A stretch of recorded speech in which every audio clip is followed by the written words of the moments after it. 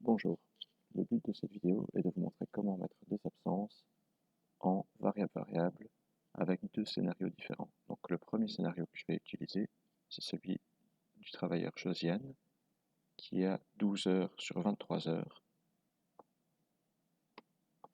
Et le but, donc elle a ça chaque semaine pendant le mois de mars, et le but est de lui mettre une maladie tout le mois de mars de sorte qu'elle a 23 heures sur 23 en maladie. Donc comment je vais faire? Je vois donc cette semaine-là qu'elle a bien 12 heures de prestation et le reste en disponibilité, donc en variable.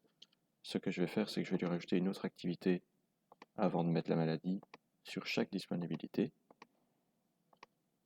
Donc je mets chaque semaine et je couvre tout le mois de mars pour ne pas devoir le faire chaque semaine. Voilà, je continue pour la disponibilité du mercredi et du jeudi de la même façon chaque semaine jusqu'au 25 mars. Et pareil avec la disponibilité du jeudi, nouvelle autre activité, maladie, chaque semaine jusqu'au 26 mars. Voilà, donc j'ai vraiment mes 23 heures sur 23 qui viennent de se mettre. Voilà, donc j'ai ça chaque semaine. Je peux revenir au 2 mars. Et maintenant, je peux encoder ma nouvelle absence qui va couvrir tout le mois de mars. Donc je clique sur n'importe quelle date et je mets du 2 mars au 29 mars en catégorie maladie, type d'activité maladie. De manière générale et de manière classique, on me demande ce que je fais avec les prestations, je les annule et j'envoie.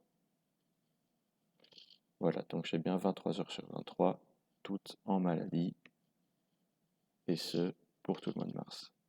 Donc mes relevés seront bien impactés. Maintenant, le deuxième scénario, celui de Luna. Donc Luna, elle travaille plus que ce qui est prévu dans son contrat. On voit qu'elle est en 23 heures sur 17 heures. Le but est qu'elle soit en maladie tout le mois de mars en 17 heures, 17 heures. Donc qu'est-ce que je dois faire? Je dois m'occuper des heures complémentaires qui s'affichent avec une barrette orange. Pour l'instant, ce que je dois faire, c'est que je dois annuler la prestation. Donc soit j'annule toutes les occurrences et puis je viens replacer les prestations après le mois de mars si jamais le client décide de continuer. Sinon, j'annule une seule prestation par une seule prestation. Et on voit que la prestation disparaît de l'agenda, mais restera en annulé dans la liste des prestations. Je vois qu'en faisant ça, je réduis mon total de la semaine en 17 heures sur 17 heures. Je le fais encore 2 semaines pour compléter mon mois de mars.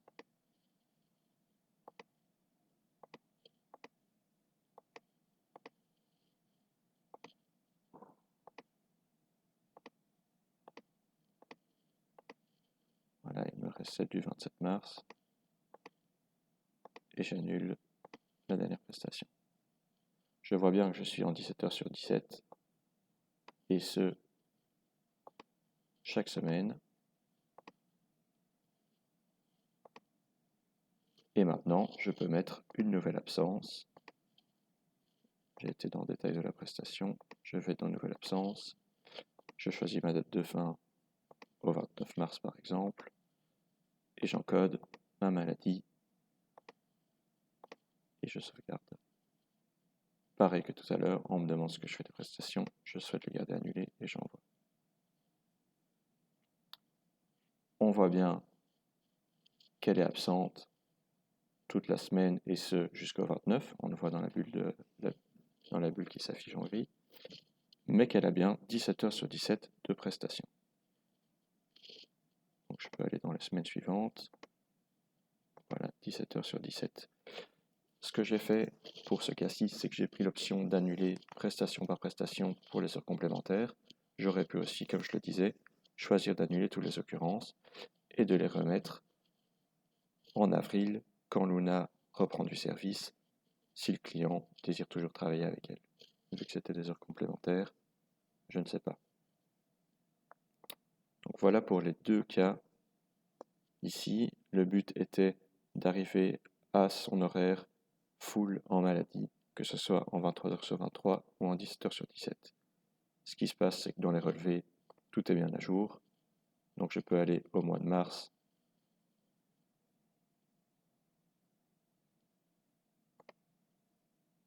Pour Luna et pour Josiane. Voilà, Josiane est en maladie tout le mois de mars, à chaque fois en 23h sur 23, chaque semaine. Et pour Josiane, et pour Luna, pardon, elle est bien en 17h sur 17 en maladie, chaque semaine. Voilà.